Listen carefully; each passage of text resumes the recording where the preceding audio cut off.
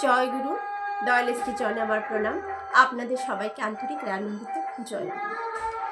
আজকে একটু আলোচনাটা খাওয়া দাওয়া প্রসঙ্গে, যে আমরা দুপুরে ভাতের সাথে কি খেতে হয়, রাতে কি খেতে হয়, গ্যাস হয়ে গেলে কি খেতে হয়, কোন কোন জিনিস কাঁচা খাওয়া খুব ভালো, আজকে এটাই বিষয়। আমরা অনেক কিছু যখন যা মনে হচ্ছে আমরা কিন্তু খেয়ে নিচ্ছি, যখন যেটা মন চাইছে খেয়ে নিচ্ছি। এই খাওয়া দাওয়ার ব্যাপারে সবাই কিন্তু সজাগ নয়। হয়তো অনেকের বড় বড় ডিগ্রি আছে, অনেক পড়াশোনা জানে, অনেক বড় বড় চাকরি করে, দেখা যায় তাদেরও খাওয়া দাওয়ার কোনো ব্যালেন্স নেই। যখন যা মনে আসছে তাই খাচ্ছে, যখন যেটা ইচ্ছে উঠছে অর্ডার করছে। আর এখন তো নানানভাবে অর্ডার করে খাওয়া পাওয়াই যাচ্ছে, সেই খাবার খাচ্ছে, খেয়ে বদ হজম হচ্ছে, এমনকি আলসার হয়ে যাচ্ছে। নানান ধরনের মানসিক একটা চাপ সৃষ্টি হচ্ছে, উত্তেজনার কাজ করছে শারীরিকভাবে, হার্ট অ্যাটাক, নানা ধরনের। এই যে শীত পড়ে গেছে, শোনা যাচ্ছে, এই আজকে সকালেই শুনলাম 38 বছরের একটি ছেলেই বলবো তো, লোক যাই বলুন, হঠাৎ হার্ট অ্যাটাক করে সে মারা যায়। কারণ আমাদের খুব সাবধানতার প্রয়োজন।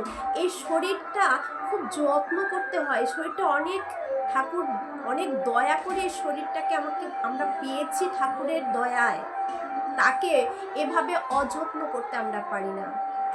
পাশে কীর্তন হচ্ছে, নাম সংকীর্তন শুরু হয়েছে, আওয়াজটাও আসছে, আপনারা শুনতেই পাচ্ছেন। তাই আমাকে একটু জোরে জোরেই বলতে হচ্ছে কথা, যদি ভয়েসটা ঠিকভাবে না যায়।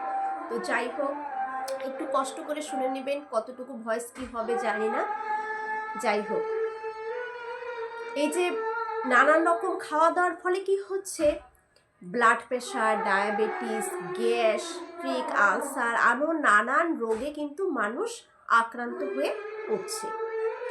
শ্রী শ্রী পিতৃদেব বললেন যে কম খেলে শরীর ভালো থাকে, কম খেলে শরীর ভালো থাকে। আমরা জানি যে খেয়ে মানুষ মরে, না খেয়ে কেউ কখনো মরে না। তাই কম খেলে শরীর ভালো থাকে। যত রোগ সব কিছু ওই খাওয়া থেকে, যত রোগ হয় সব কিছুই কিন্তু ওই খাওয়া থেকেই। মনটাও বিরক্ত হয়ে আসে খাওয়া থেকে, কারণ খাওয়ার যে ক্রিয়াগুলো আমাদের শরীরে যখন এফেক্ট করা শুরু করে, তখনই কিন্তু আমাদের মানসিক চেঞ্জ আসে, একটা উত্তেজনা ভাব আসে, চঞ্চলতামি, এসবগুলো কিন্তু আসতে থাকে সব কিছু খাওয়া দাওয়ার থেকেই।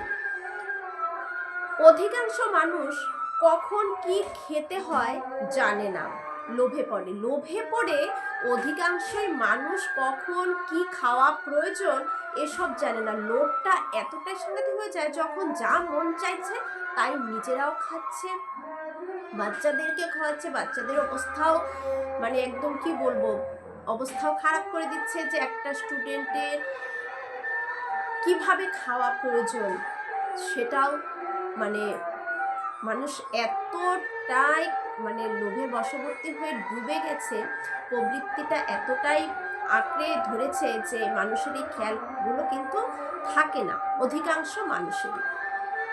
মাঝে মাঝে যে নুন, শ্রী শ্রী পিতৃদেব বললেন নুন মিষ্টি মাঝে মাঝে একেবারেই বাদ দিতে হয়। নুন আর মিষ্টিটা মাঝে মাঝে একেবারে বাদ দিতে হয়। পাতে নুন খেতেই হয় না। অনেকে পাতে নুন খাওয়ার কিন্তু অভ্যাস, এটা অনেকেরই আছে। এটা চেষ্টা করবেন অ্যাভয়েড করার, চেষ্টা নয়, আমি বলবো যখন পিতৃদেব বলে গেছেন, ঠাকুর বলে গেছেন, একদমই বাদ দিন। এই নুন খেয়ে এই যে স্বাদ, এই স্বাদের লোভেই কিন্তু আমরা আমাদের শরীরটাকে অসুস্থ করে ফেলি। এই লোভকে ত্যাগ করুন। স্বাদ নয়, খেতে হবে শরীরকে সুস্থ রাখার জন্য। পাতে নুন খেতেই হয় না, মাঝে মাঝে একেবারেই বাদ দিতে হয়। তো একজন প্রশ্ন করলেন পিতৃদেবকে, কতদিন বাদ দিতে হয়? বছরের কয়েক সপ্তাহ বাদ দিতে হয়, আরো বেশি করতে পারলে আরো ভালো। হয়তো এক সপ্তাহ নুন দেওয়া জিনিস কম খেলে, তরি তরকারিতে এসব কম খাওয়া হলো, পরের সপ্তাহে আরেকটু কম খাওয়া হলো। এইভাবে কিন্তু আমরা সিস্টেমটাকে, শরীরকে ভালো রাখার জন্য এসব কিন্তু করা আমাদের খুবই প্রয়োজন। দাদা বললেন নুন না দিলে স্বাদ লাগে না। তখন বললেন যে দাদা বললেন যে নুন না দিলে তো স্বাদই লাগে না। তখন পিতৃদেব, শ্রী পিতৃদেব বললেন, এই তো যতক্ষণ স্বাদের অধীনে আমরা থাকি, যতক্ষণ আমরা স্বাদের অধীনে থাকি, যে স্বাদ লাগছে বা স্বাদ লাগছে, এই ভাবনাটা যতক্ষণ থাকবে ততক্ষণ আমাদের কিন্তু কিছুই ভালো লাগবে না। তাই যতক্ষণ আমরা স্বাদের অধীনে আমরা থাকি ততক্ষণ তাই মনে হয় স্বাদকে নিজের অধীন করলে, কারণ এই প্রবৃত্তিগুলোকে আমাদের নিজের অধীন করতে হবে। স্বাদ লাগছে বলেই আমি এটা খাবো, তাহলে তো শরীরের 12টা বাজবেই। স্বাদ লাগলেও আমাদের কিছু কিছু খাওয়ার কিন্তু বর্জন করা অতি আবশ্যক। স্বাদকে বাদ দিতে হবে, স্বাদকে আমার অধীন করতে হবে। স্বাদের অধীনে যেন আমরা না চলি। যারা স্বাদের অধীনে থাকে তারা এটা খাবো না, ওটা খাবো না, এভাবে চলে। যারা স্বাদের অধীনে থাকে তাদের দেখবেন নানা রকম খাওয়ারই থাকে, এটা খেতে ভালো লাগে এটা খাবো না, ওটা খেতে ভালো লাগে না ওটা খাবো না, এরকম আসে যারা স্বাদের অধীনে চলে। তাই স্বাদের অধীনে নয়, স্বাদটাও কিন্তু একটা প্রবৃত্তি। এই প্রবৃত্তির আওতায় যদি থাকি তাহলে কিন্তু সব প্রবৃত্তি তখন ঘিরে ধরে। ঠাকুরের বাণীতেই আছে, একটা প্রবৃত্তিকে যদি আমরা প্রশ্রয় দিই, যেমন কাম, লোভ, এই ক্রোধ, এই যে নানান, যে কোনো একটাকে যদি আমরা প্রশ্রয় দিই, বাকিগুলো আমাদেরকে চেপে ধরে, সেগুলো নাচা শুরু করে দেয়, তাদের রাজত্ব তারা পেয়ে যায়। তাই কোনো কিছুকে প্রশ্রয় দেওয়া যাবে না, আমার অধীনে রাখতে হবে, নিজের অধীনে রেখে আমরা চলবো। সব প্রবৃত্তিকে নিয়ে চলতে হবে, কিন্তু নিজের অধীনে, নিজে চালাবো, ওরা যেন আমাদেরকে না চালায়। যখন নুন বাদ দিতে হয় তখন কিছু কাঁচা জিনিস খাও। যখন আমরা নুনটাকে একটু বাদ দেব তখন পিতৃদেব বললেন তখন কিছু কাঁচা জিনিস খাওয়া ভালো। এখন কি কি কাঁচা জিনিস আমাদের খেতে বললেন, এই যেমন মটরশুঁটি, কচি শসা, বিট, এইগুলো খাওয়া কিন্তু কাঁচা খাওয়া খুব ভালো। তাহলে মটরশুঁটি, এখন তো শীত পড়ে গেছে, বিট, মটরশুঁটি, কাঁচা শসা এসব খুব পাওয়া যাচ্ছে, মানে কচি শসা যেটা, এগুলো কাঁচা আমরা কিন্তু খেতে পারি। শ্যামসুন্দরদা বললেন আগে যখন কাঁচা জিনিস খাই তখন রাতে কি খেলে ভালো হয়? বললেন রাতে যখন কাঁচা সবজি এসব খাবো তখন রাতে কি খেলে ভালো হয়? সিসি পিতৃ বললেন 8-6টা আটার রুটি 1 কাপ দুধ দিয়ে খাওয়া ভালো। তাহলে রাত্রে কি খাওয়া ভালো? 1-6টা আটার একটা রুটি আর 1 কাপ দুধ দিয়ে, বেশি দুধও নয়, আবার 1 কাপ দুধ দিয়ে খাওয়া ভালো। সকালে ঘোল আর দুপুরে 1 কাপ দই। সকালে ঘোল খেতে বললেন। ঠাকুরও এটা বলে গেছেন যে সকালে ঘোল খাওয়া খুবই ভালো পেটের জন্য, এবং এই ঘোল খেলে শরীরে গ্ল্যামারও কিন্তু ফুটে বের হয়ে আসে। আর দুপুরে 1 কাপ দই আর রাতে 1 কাপ দুধ। তাহলে রাতে রুটির সাথে 1 কাপ দুধ, ভাতের সাথে দুপুরে 1 কাপ দই আর সকালে ঘোল, এটা খাওয়া কিন্তু, এই খাওয়ার রুটিনটা যদি রাখা যায় অত্যন্ত আমাদের শরীর স্বাস্থ্যের জন্য কিন্তু খুবই ভালো। প্লেন ডাল ভাত 1 তরকারি খাওয়া কেমন জিজ্ঞাসা করলেন। সিসি পিতৃদেব বললেন খুব ভালো। ভাত, এই 4টে ডাল, কাঁচা সবজি যা বললাম খাওয়া খুব ভালো। মানে ভাত খাওয়া হবে কিন্তু পরিমাণে খুবই কম, খুব বেশি নয়। তার সাথে ডাল, কাঁচা সবজি এসব খাওয়া খুব ভালো। যেমন আমরা, ঠাকুর বলেছে সেদ্ধ ডাল, ভাতের সাথে সেদ্ধ ডাল আর তিল আর ডাল একসাথে সেদ্ধ করে নিয়ে যদি ভাতের সাথে এটা খাওয়া যায় একটু ঘি ছিটিয়ে, এর মতন যেমন সুস্বাদু খেতে আমরা সকলেই জানি, আর এই ঠান্ডার দিনে তো এটা খুবই ভালো লাগবে। যেমন সুস্বাদু তেমন কিন্তু হেলদি খাবার একটি, এর যে কত গুণ খেলেই বোঝা যাবে। কিছুদিন যদি ট্রাই করি আমরা। অবশ্য স্থান কাল পাত্র অনুযায়ী যুক্তিসঙ্গতভাবে একটু একটু পাল্টে দিতে হয়। অবশ্য যেমন এই যে কাঁচা সবজি, এখন যদি কাঁচা সবজি খেলে কারো যদি গ্যাস অ্যাসিড হয় তাহলে খাওয়া যাবে না। এখন ওই যে স্থান কাল পাত্র বুঝেও কিন্তু আমাদের খেতে হয়। যেমন ঘি ছিটিয়ে খাওয়ার কথা বললাম, অনেকে আছে ঘি খেলেই গ্যাস অম্বল হয়ে যাচ্ছে, তাহলে তাদের ঘি খাওয়া যাবে না। বুঝে খেতে হবে যে আমার কি এটা সহ্য হচ্ছে। স্থান কাল, গরমের দিনে যদি ঘি সবসময় খাই তাহলে সেটা হজম করা খুবই মুশকিল হয়ে যাবে। গরমে ঘি এত খাওয়া ভালো নয়। তাহলে সেইগুলো কিন্তু আমাদের বুঝে চলা উচিত। মাঝে মাঝে সিসি পিতৃদেব বললেন, মাঝে মাঝে আমি এভাবে খাই, দিনে একখানা রুটি, রাতেও তাই, দিনে খাবার সাথে একটু দই ও মধু।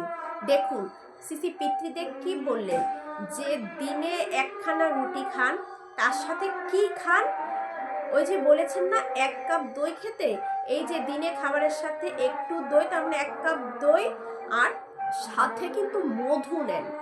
আমরা চিনি ব্যবহার করেন অনেকে, চিনি দিয়ে কিন্তু যদি দইটা খাওয়া হয়, চিনি দুধে বা দইয়ে যদি পড়ে সেটা কিন্তু বিষাক্ত হয়ে যায়। চিনি কোনো জায়গায় চিনির গুণাগুণ নেই, গুণ কিছুই নেই। চিনি কতটা যে ক্ষতিদায়ক তা কিন্তু আমরা এতদিনে সবাই জেনে গেছি। চিনিটাকে সবাই অ্যাভয়েড করবেন, পারলে একবারে বাদই দিয়ে দেবেন চিনি। এই চিনির বদলে মধু, ঠাকুর কিন্তু মধুর উপকারিতা সম্পর্কে বলেছেন, মধু কত রকমের উপকার করে থাকে আমাদের, এটা একটা ভিডিও করব। তো একটু দই আর সাথে মধু দেন, দইয়ের সাথে মধু দিয়ে সিসি পিতৃদেব দিনের বেলা খান। আর রাতে কি খান, একটু দুধ, মানে ওই 1 কাপ দুধ, কচি শশা কয়েক টুকরা থাকে এর সাথে খেয়ে নেয়। কচি শশাটা নিশ্চয় দুপুরবেলা খান, তাহলে রাত্রে ওই একটু দুধ সাথে ওই মধু নিয়ে খেয়ে নেন। একজন দাদার এক রাতে বেশি খাওয়াতে, যে রামগোপালদার রাতে বেশি খাওয়াতে তার শরীর অসুস্থ হয়ে গিয়েছে। ক্ষুধা নেই, মানে এতটা খেয়েছেন রাত্রে ভর পেট, এতটা মানে গলা পর্যন্ত খেয়ে নিয়েছেন যে তারপরের দিন তার শরীরও অসুস্থ, ক্ষুধাও নেই, খিদে ভাবটাও নেই। কারণ গ্যাস হয়ে গেলে কিন্তু আমাদের খিদেটা আসে না, পেট যদি ভরা ভরা থাকে, বদহজম এসব হয়, খিদে ভাবটাও নষ্ট হয়ে যায়। তখন সিসি পিতৃদেব এই কথা শুনে বললেন, কি খেতে বললেন, যে বললেন 60টা গোলমরিচ থেতলে আনতে। তারপরে নির্দেশ দিলেন যে রামগোপালদা ওগুলো চিবিয়ে লালায় ভিজিয়ে খেতে বলেন। 60টা গোলমরিচ থেতলে মুখে নিয়ে চিবিয়ে লালার সাথে একদম, চিবিয়ে লালার সাথে একদম ওটাকে মুখের ভেতরে একদম করে ফেলতে হবে। তারপর সেটাকে গিলে ভিজিয়ে খেতে বললেন, মানে লালার সাথে কিন্তু ভিজিয়ে ফেলতে হবে, লালার সাথে ভিজিয়ে তারপর সেটাকে সিসি পিতৃদেব খেতে বললেন। যদি কারো কখনো অতিরিক্ত খাওয়ার পরে এই শরীর পরের দিন অসুস্থ, মানে গ্যাস অ্যাসিড, গ্যাস বদহজম এসব হয়ে গেছে, পেট ফুলে গেছে, পেট ফাঁপা হয়ে গেছে, পেট ফেপে একদম পরিস্থিতি খারাপ, কোনো খিদে নেই, তখন এই টোটকাটা কিন্তু সিসি পিতৃদেব দিলেন, যে 60টা গোলমরিচ থেতো করে এনে মুখে সেটা লালার সাথে একদম ভিজিয়ে ফেলতে হবে, তারপর সেটাকে খেতে হবে। মুখের লালা কিন্তু আমাদের শরীর স্বাস্থ্যের জন্য অত্যন্ত উপকারী, খুবই ভালো। এটা একটা এমন একটা ব্যাকটেরিয়া তৈরি হয় যা আমাদের শরীরের স্বাস্থ্যের জন্য অত্যন্ত উপকারী এই ব্যাকটেরিয়াটা, তাই সেভাবে খেতে বললেন। তাহলে দুপুরে 1 কাপ দই মধু দিয়ে, রাতে 1 ছটাক রুটির সাথে 1 কাপ দুধ, সকালে ঘোল, কাঁচা সবজি খেতে বললেন, কিন্তু বুঝে, যদি কোনো প্রবলেম হয় কাঁচা সবজিতে সেটাকে অ্যাভয়েড করতে হবে।